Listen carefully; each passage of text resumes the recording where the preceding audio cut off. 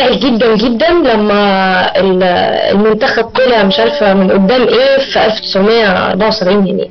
الراجل ده فظيع، روعه، نزل الخبر يا زيزو. الراجل ده جميل يجنن. نفسيته اتحطمت، زعل، اتقهر يا عمار، اتقهر. شفت قد ايه الراجل ده وطني؟ اتقهر على المنتخب لما مشي من النهائيات. الآن تصوير الكل يكتب. طب يا جماعة، باسم هيصور الكل يكتب، باسم هيبتدي يصور الكل يكتب يا جماعة. اتكلم بقى في حاجة. لما انا بتكلم عن مؤسسة ما هو انت بتقولي ما تضحكيش اروح ضحكة، انا عنادية. تقولي ما تعيطيش اقوم معيطة، تقولي ما تضحكيش اقوم ضحكة، فما تقوليش ما تضحكيش.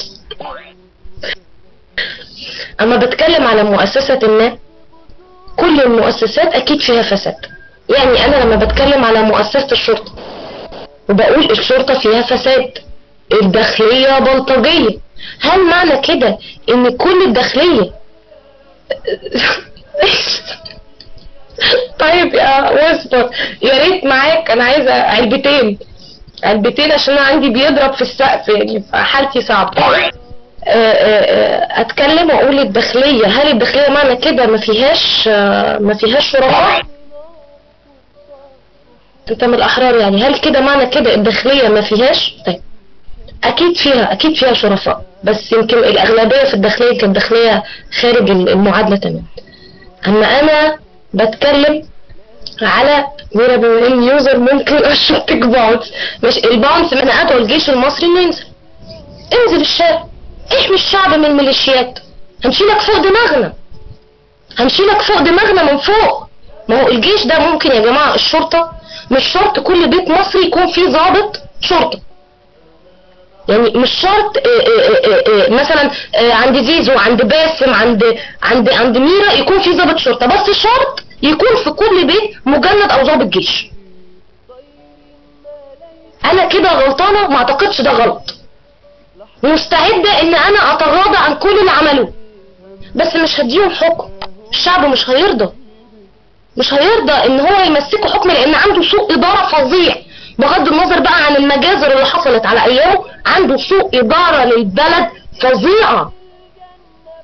لا، انا هديك الشعب ده، وانتوا اخواتنا وحبايبنا وفوق دماغنا وجزامكم فوقنا، بس في الشارع بس. احموا الناس من البلطجية، احموا الناس من اللي داخلين يودونا 60 داهية، احموا البلد من الميليشيات بس. لكن تحكم لا، شوف الشعب عايز ايه، اعمل انتخابات نزيهة او اعمل مجلس رئاسي، وما يضرش، هقولها تاني، ما يضرش لو المجلس الرئاسي يمثل فيه فرد من العسكر، ما عنديش ازمة. انزلوا اعطوهم شرعية للنزول. ما هو ده اللي احنا بنتكلمه يا عبد.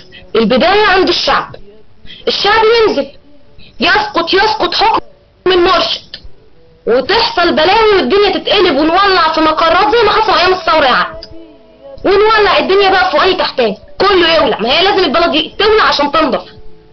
يلا بقى 60 ده الجيش هيقف يتفرج؟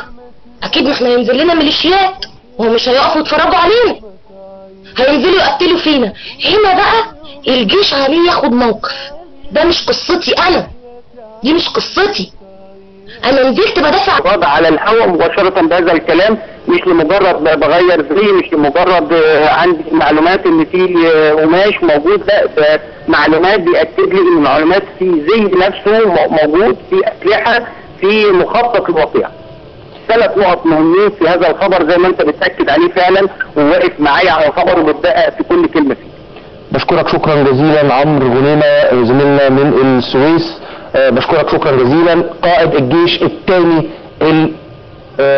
المصري، قائد الجيش الثاني اللواء أسامة، عفوا، قائد الجيش الثالث، انا اسف، قائد الجيش الثالث اللواء أسامة عسكر، متحدثا عن معلومات عن مجموعات مسلحة ربما ترتدي زي القوات المسلحة. ومن هنا نفهم برضو التطور السريع بانه تم وضع علامات لفرقة كاملة، تم وضع علامات مميزة لأفراد فرقة كاملة من القوات المسلحة اللي متواجدة بالفعل في مدينة السويس للتفرقة اذا ما ظهر اي نوع من الدخلاء او اي حد بيرتدي ملابس القوات المسلحة.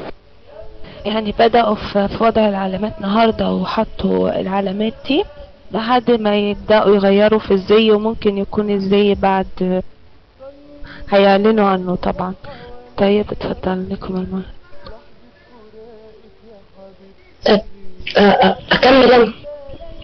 دكتور شمس هتكملي كنت عايز الرابط يا خالة عهد، كنت عايز الرابط.